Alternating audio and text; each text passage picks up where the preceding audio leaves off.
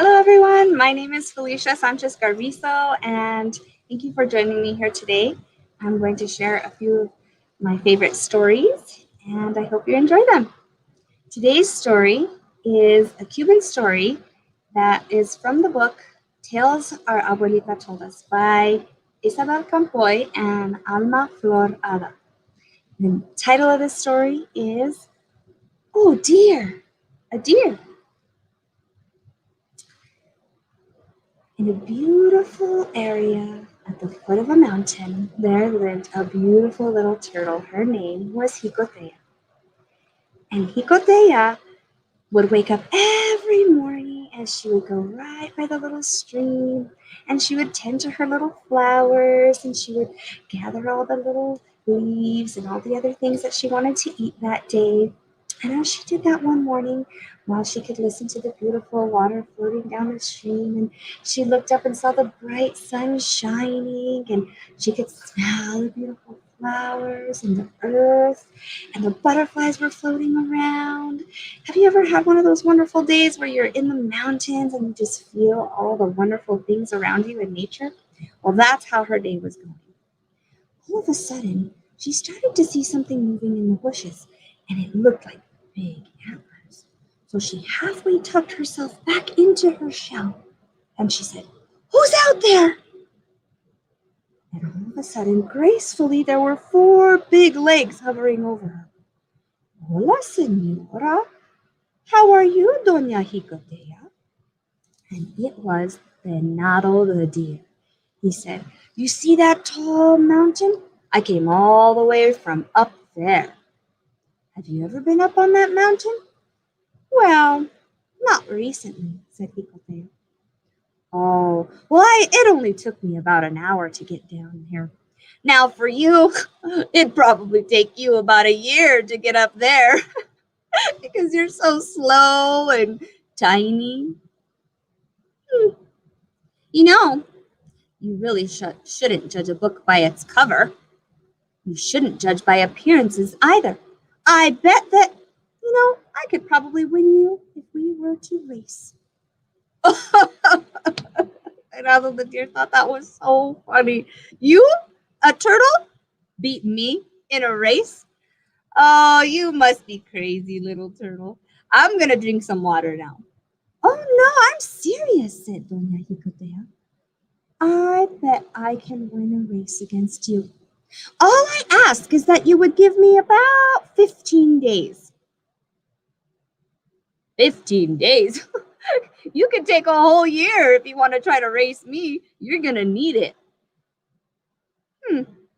"That's fine. Are we in agreement?" "Well, sure." So as soon as she saw Venado the deer had left all the way and she couldn't see his antlers anymore, well, you know what? She called on her 2 best friends, Juana and Barbara. She said, "Juana, Barbara, come here quickly, quickly. I have something to tell you." So they came over as quick as those little turtles could go. And when they got to Doña Jicotea's house, they said, "What's going on? Who was that deer?" said Juana. "Why was he yelling and laughing so loud? He was laughing so loud he made the birds disappear by my house." Well, I'll tell you what he was talking about and what he was laughing about. And Doña Jicotea told them how she had challenged Venado the deer to a race because he didn't think that she could beat him. And Barbara said, "Well, how are you going to beat him?" She said, "Don't worry about that. I'm not going to beat him. We are." Wink, wink. "We are?" She said, "Yes. Come here. I have a plan." So she made them come closer and closer and closer. And there they were whispering. And then okay. They were so excited. They came up with a plan. And as soon as they were done, they all set off in 3 different directions. Because when Jicotea was talking to Venado the deer, what they decided was that they were going to race from the end of the village, the edge of the village, and go all the way through the next 2 towns and back around to their village. And so Juana and Barbara got moving. They started working as hard and walking as hard as they could. And, well, their travels were a little bit challenging at times. But before you knew it, there was Barbara and there was Juana at the first town and the second town. So it took Barbara a little bit longer to get to the second town. At the end of the 15 days, there was Jicotea the turtle at the edge of town. And by now, all of the animals in the forest, they all knew about the race between Venado the deer and Jicotea the turtle. And so everybody was gathered around, and here came Venado the deer strutting with a nice haughty walk. And he said, I want everybody to witness me beating Jicotea the turtle. She challenged me to a race, and here we are today. Now, Senor Sisonte, can you please be the judge? Senor Sisonte was the mockingbird, and he was going to fly over and count to 3 and start the race. And so there they stood. And as soon as Senor Sisonte said, uno, dos, tres, Venado the deer just went off as fast as he could. And he left a puff of huge dust just floating all around. And when the dust settled, well, no one saw where Jicotea the turtle went. He must have been really working hard these last 15 days, they all thought. I guess we'll see what happens. So Venado the deer had went so fast and ran so fast as he went all the way to the first town. And he got there and figured there was no way that Jicotea the turtle probably maybe only got a few feet from the finish or from the starting line. And so he decided that he was going to sit down and have him a little bit of lunch because he was hungry by then and a little bit tired.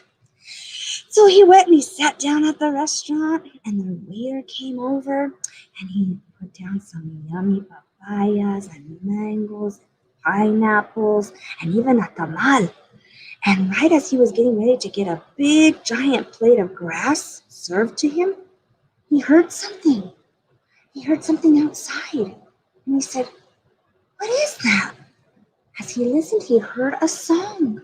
And it sounded like this. It sounded like, I arrived here long ago, long ago.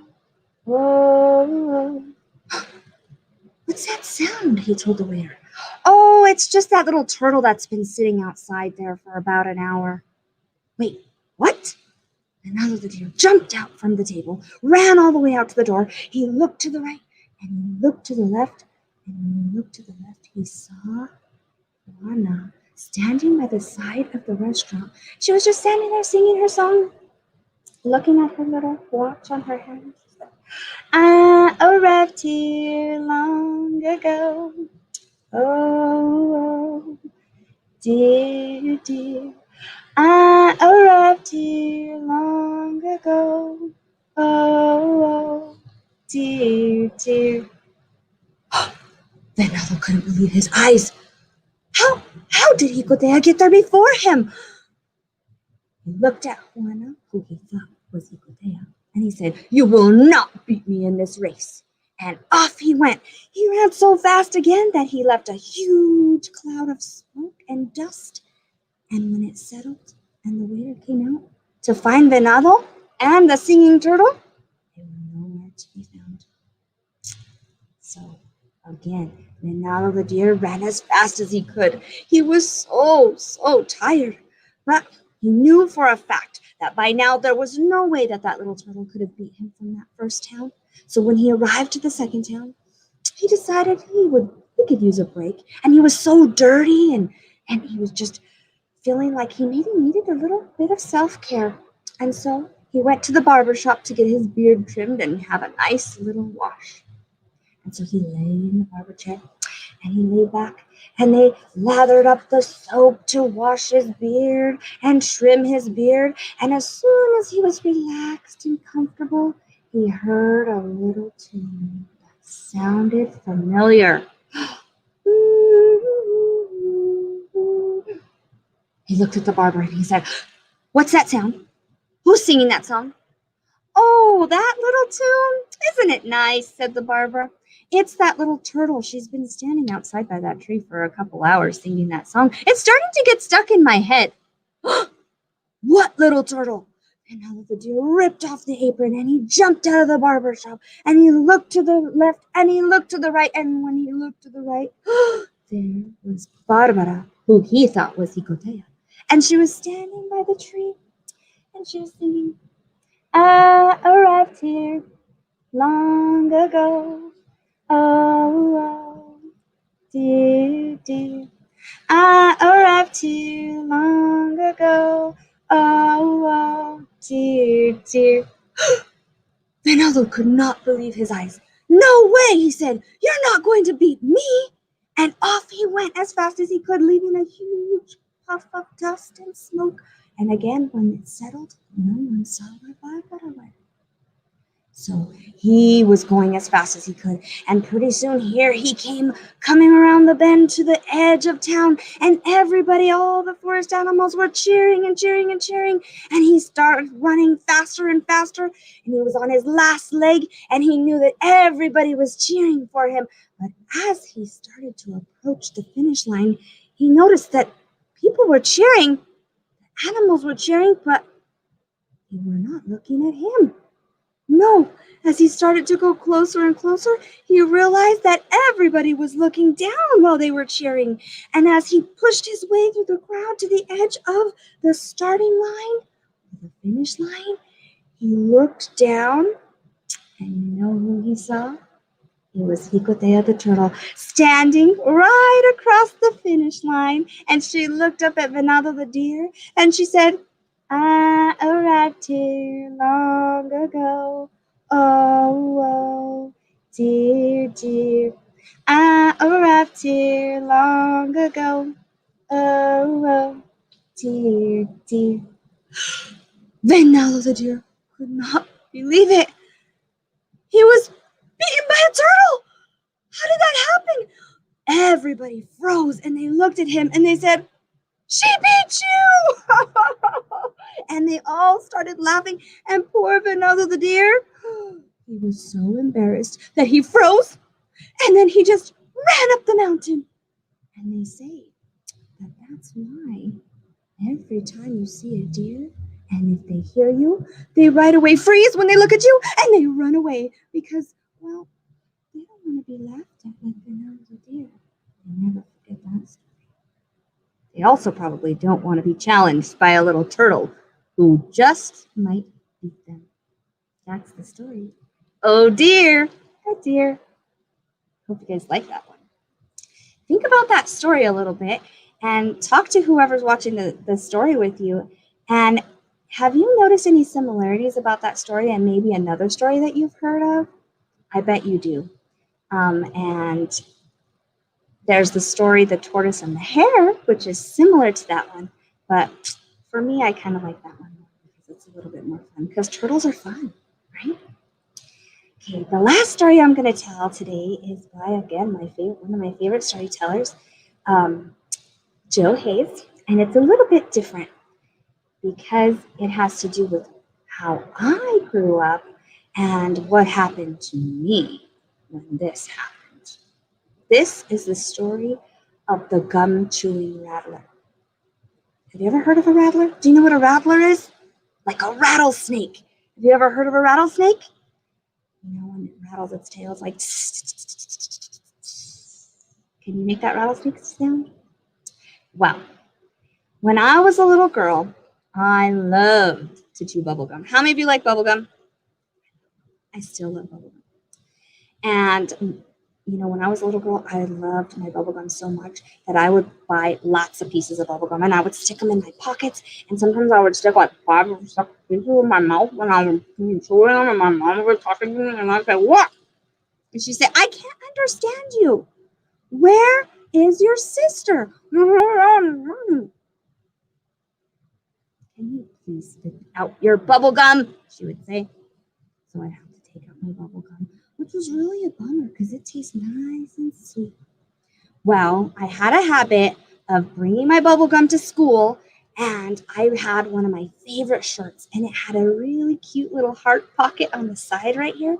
And so one day I stuck my bubble gum in that heart pocket. I used to do that a lot, and sometimes I would stick them in my pants. But the problem is that my mom used to get really mad because I would forget to take them out, and she would put all my clothes in the washer. And so sometimes it would get washed up and it would get nice and gooey because it was in the water. And then even worse, she would put it in the dryer and it would melt and it would get stuck to my shirt and my pants. And all I could hear is, Felicia! Bubblegum again! You ruined your clothes! Sorry, I would say. And so one day I went to school and I had my pockets filled with bubblegum, but I also stuck a little piece in my pocket. And so there I was, going about my business, chewing my bubble gum, and my teacher said, Are you chewing gum? Mm-mm. Mm-mm, I said. She said, Open your mouth. So I stuck it under my tongue. Let me see under your tongue. So I flipped it on the top of my tongue. Have you ever done that? Well, I wasn't really fooling anybody because she could smell that bubble gum. She made me throw it in the trash. That was okay because I had another one right here, right? It was still a bummer though, because you know why?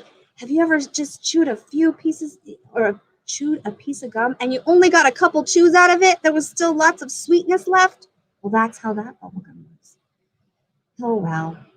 That day after school, my sisters and I were playing outside, and we live in the southwest area and on the west end of town where there's lots of prairie dogs and scorpions and spiders, and it's really dry out. But we had lots of fun in our backyard. We would find all kinds of things to do. One day as we were playing out there, that day after school, I was teasing my sisters and playing around, and before I knew it, my sister said, Watch out! And as I was walking, I didn't even realize I stepped on a rattlesnake's tail. Now, it couldn't warn me because I was stepping on its tail, so it couldn't go and warn me. Instead, it just lashed up and came right for my heart. And it went, and it got me right where my little heart pocket was and my bubble gum was. Now, it hurt so bad, but as I looked at that rattlesnake, I realized that he was kind of confused. His mouth was going, and as he kept trying to bite me and like hiss at me, you know what happened? His mouth started getting more and more full of bubble gum, and pretty soon he just blew this giant bubble. And I was so terrified, I didn't want to take my foot off of his tail because I didn't know what would happen. But at the same time, I mean, there's a rattlesnake with a big giant bubble in front of me. So you know what I did? I just popped the bubble. And I was so afraid when I did it that when I popped the bubble burst and the snake flew back and hit his head and knocked himself out on a rock. And you know what? I was so terrified, I fainted. And so my sister, she ran to my mom and she said, Mom, she was a rattlesnake. It was chewing bubble gum. What? Said my mom. My mom came outside and she saw a rattlesnake against the rock all passed out with bubble in his mouth, bubble gum coming out of his mouth. And then she saw me on the ground and she said, Get up, what's going on? I told her all about the whole story and she didn't really believe me. Do you? I hope you liked that story, and I hope to see you guys next week. Bye-bye.